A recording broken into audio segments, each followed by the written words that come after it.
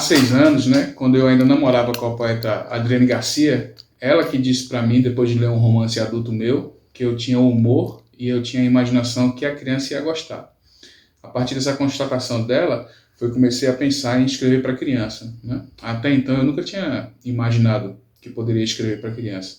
Hoje em dia, tudo que eu escrevo, seja um roteiro, um romance adulto, eu acredito que hoje em dia essa paixão por escrever por criança contaminou tudo que eu escrevo. Então eu escrevo para criança mesmo quando eu não estou escrevendo para criança. Ou seja, eu estou escrevendo dentro de um ideal de clareza, objetividade e proximidade com o concreto.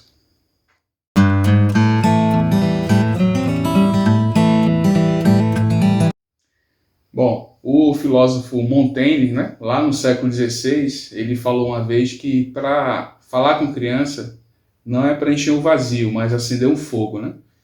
Então eu posso dizer que eu me inspiro em autores que acendem esse fogo nas crianças, né? Que fogo que é esse? É o fogo inato da curiosidade e da inteligência.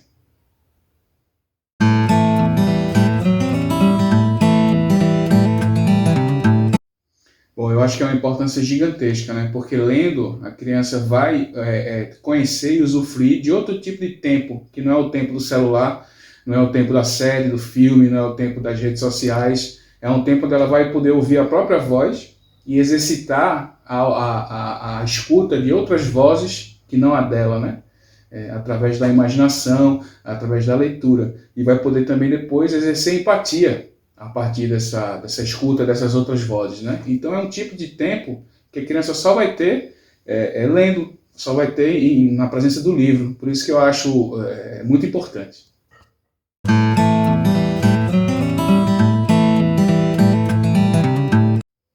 Bom, uma dificuldade foi encontrar a voz, né? A voz certa para falar com as crianças. Uma voz que não fosse professoral, uma voz que não fosse didática, nem esquemática.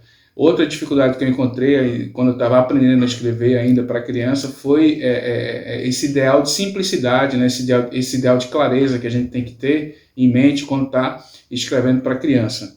E isso você consegue adquirir através de muito exercício e de muita escrita, né? E uma alegria, eu cito duas, né? Nessa minha trajetória aí do livro infantil, foi ganhar o Prêmio Barca a Vapor, com o meu primeiro romance para criança, e agora publicar O Gato na Árvore dos Desejos pela Editora Lê.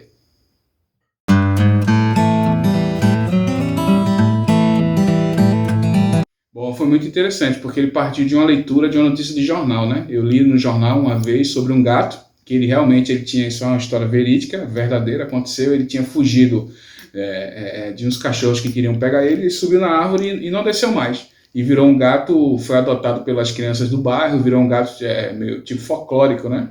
Então eu parti dessa notícia que eu li no jornal para escrever sobre o gato na árvore. E depois, aí que eu fui pensando nos demais personagens, por exemplo, uma companheira de trauma para esse gato, né? Uma garota que subia também na árvore para fugir de uma coisa que ela estava querendo escapar. Então, mas a base foi factual, foi uma leitura, uma notícia de jornal.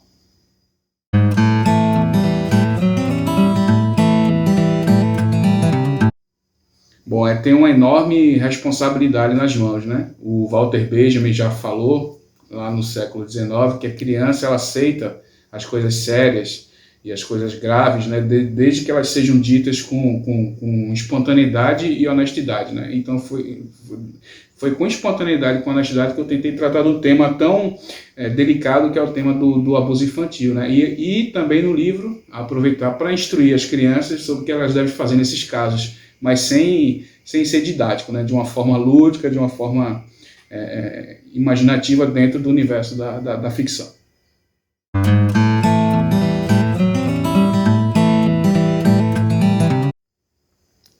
Foi ótimo, né? Porque a Silvana e eu somos amigos e antes de ser amigo dela, sou um admirador do trabalho dela. Eu acredito que ela é uma das grandes artistas e ilustradoras desse país. Então, trabalhar com quem você admira é muito mais fácil, né? Eu deixei ela totalmente livre, assim com o texto, para ela criar em cima do texto, e ela criou e acabou que a narrativa só foi enriquecida, né? Pelas imagens que a Silvana Menezes criou para O Gato na Árvore dos Desejos. Então foi uma felicidade e foi, ao mesmo tempo, foi muito simples trabalhar com ela.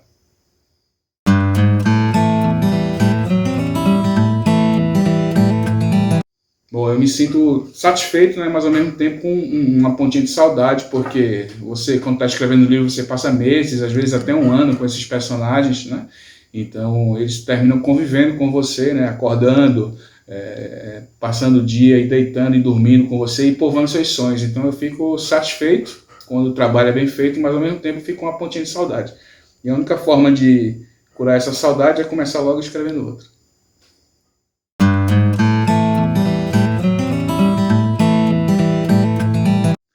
Bom, é até difícil, né, falar de que livro que você gosta do catálogo da Editora Lê, porque é um catálogo assim primoroso, né? Mas assim, de cabeça assim, eu lembro todos da Silvana Menezes, né? Lançados pela Editora Lê, e um livro muito bonito que é A Barca dos Amantes, do Antônio Barreto, que eu acho esse livro belíssimo e está no catálogo da Lê.